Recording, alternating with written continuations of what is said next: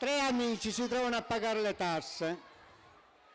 Compa, che sta? Sono venuto qua a pagare le tasse, una volta si pagavano tutta la sattoria. E tu adesso che pure a pagare qua sta bolletta, dice, entra il primo, dopo 5 minuti esce senza giacchetta. Compa, che?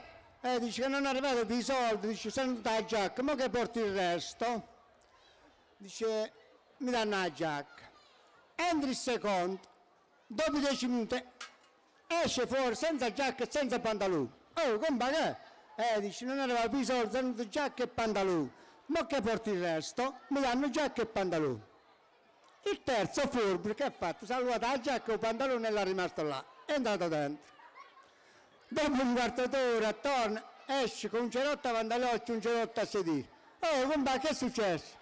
Dice non arrivava più i soldi e mi hanno tagliato la luce e il gas. Se non vado a pagare subito mi tagliano pure l'acqua. Grazie, grazie.